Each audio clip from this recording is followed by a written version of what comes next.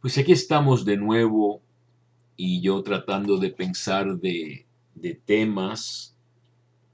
eh, yo me considero un contemplativo en el sentido de que pienso, oro, no tanto como debería, pero sí hago algunas lecturas y oraciones y medito, ¿no?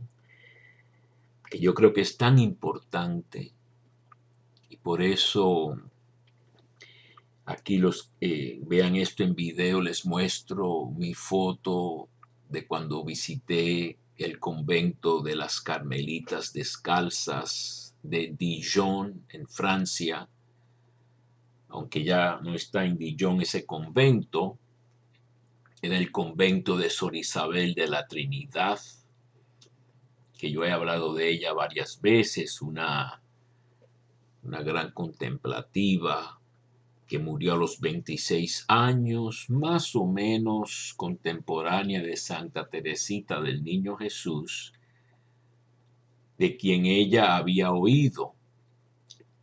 Y entonces yo tuve la dicha en 2011, hace ya 10 años, de visitar su comunidad que se había mudado hace años, no muchos, a las afueras de Dijon.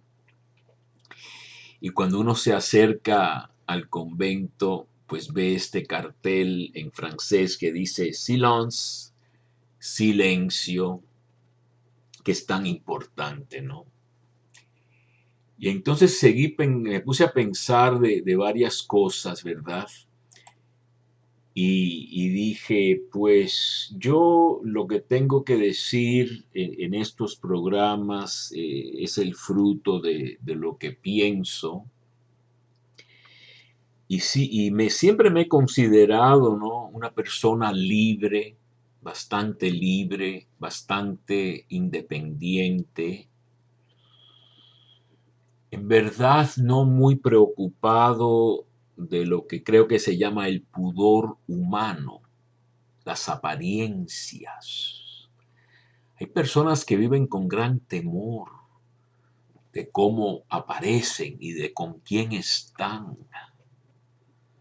Son esclavos, son personas acomplejadas, orgullosas, una mezcla, como se dice a veces en inglés, un ciclón perfecto, ¿verdad? Una mezcla de complejo de no, eh, quizá de amarse a sí mismo, y por otro lado un gran orgullo de aparentar ser perfectos, ¿no? O finos o lo que fuera, ¿no? Y yo siempre he tenido esa independencia, viene de quizá de mis padres, quizá más de mi padre que de mi madre, ¿verdad? Y como se dice a veces en algunas lenguas, no, yo a veces marcho mucho, o suelo marchar al ritmo de un tambor diferente, como quien dicen, ¿no? Como si fuera una parada y todos están marchando igual, pero hay alguno que no escucha el mismo ritmo y quizá no anda con el grupo, ¿verdad? Yo recuerdo en México en el año 75 que estaban los teólogos de la liberación reunidos y eran fascinantes, ¿no? Estaban Leonardo Boff y Juan Luis segundo y muchos otros. Y yo fascinado también, pero con espíritu crítico. No me creía todo ni seguía toda la línea, ¿verdad? Tenían muchas cosas buenas que aportar, pero no eran perfectos. Y yo mantengo mi espíritu independiente crítico. Entonces yo cuando veo lo que está pasando en el mundo, veo las noticias, me doy cuenta que de ambos bandos, vamos a decir, porque las cosas suelen dividirse en dos bandos muchas veces. El bando, vamos a decir, de la derecha, para mí es súper mentiroso y manipulador y fuera de la realidad. Siguen unas cosas rarísimas que para mí, al fin de cuentas, benefician a los más ricos que engañan con el miedo para mantener su poder. Y por eso el estudio de la historia es tan importante, ¿no? Yo estaba pensando otra vez esta mañana de la vicenda, como dicen en Italia, ¿no? De toda la historia de Alemania que llevó a la Segunda Guerra Mundial. Alemania, uno de los pueblos más cultos del mundo, el pueblo de filósofos, músicos, matemáticos, poetas incluso, historiadores, exploradores, excavadores arqueológicos, etcétera, biblistas, pioneros, pero con este espíritu belicoso, orgulloso, empezaron la Primera Guerra Mundial, perdieron. Viene la revancha contra ellos. Pocas mentes eran tan lúcidas como para exhortar a la moderación. Churchill era una de esas voces, ¿no? Entonces se imponen unas cargas humillantes y pesantes, pesadas a Alemania,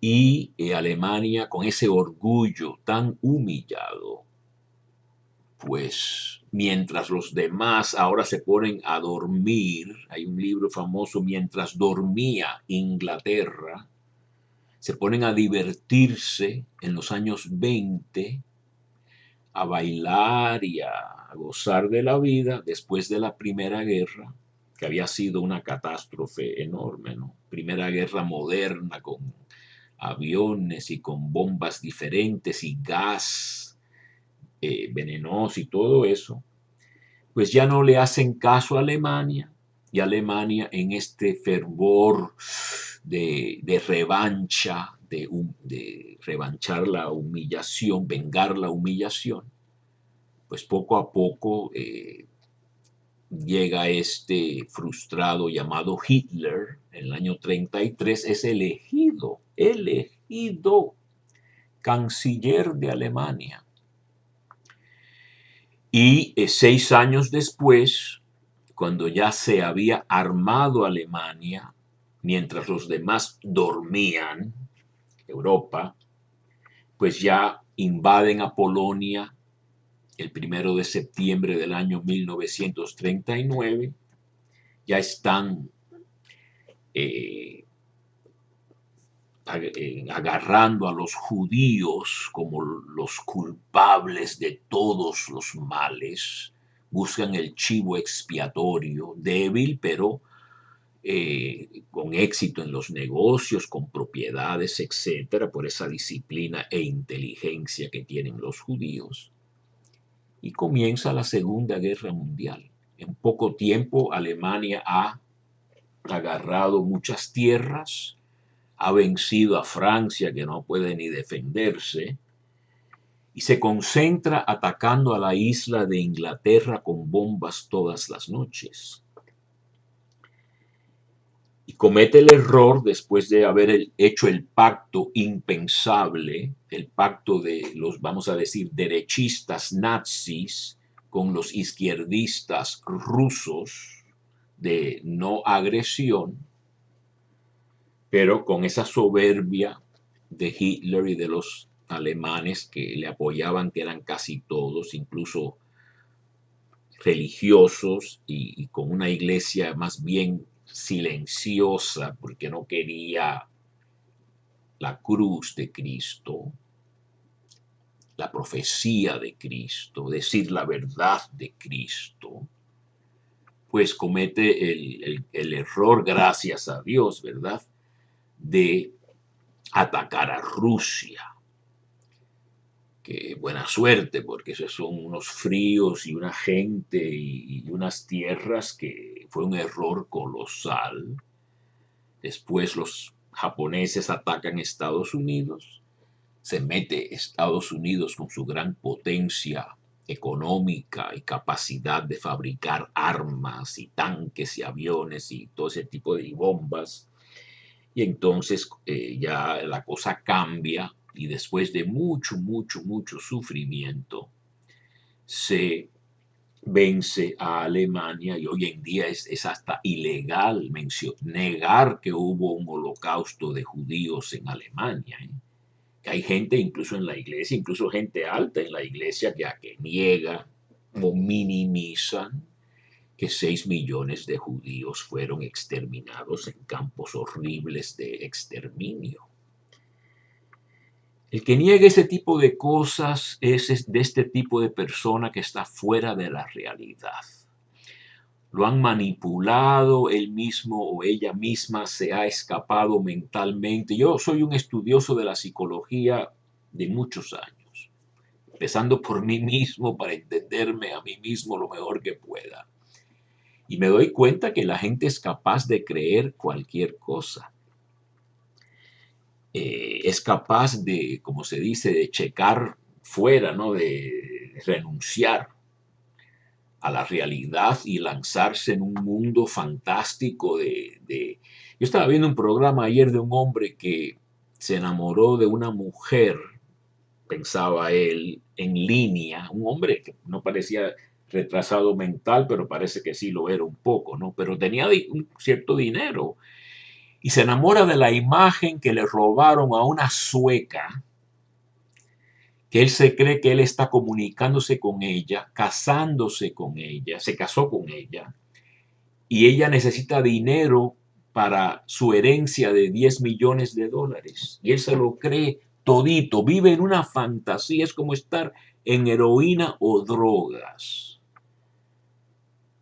No con drogas, pero con una fantasía, con una alucinación mental. Y le da dinero a esta mujer, más de $25,000, dice ella, para pagar a su abogado, para recibir la herencia que van a compartir ellos, pero él no se ha gastado. Le mostraron en el programa que pudiera haber pagado menos de $100 y la ve en persona, pero la dirección que había dado ni siquiera existía. Eran nigerianos, de estos famosos hackers o estafadores cibernéticos del web, de la internet, disfrazados de una sueca que él pensaba que él estaba comunicándose con ella. Son ejemplos clarísimos de cómo podemos perder nuestro sentido de la realidad. Y se me acabó el tiempo, tendré que seguir con este tema.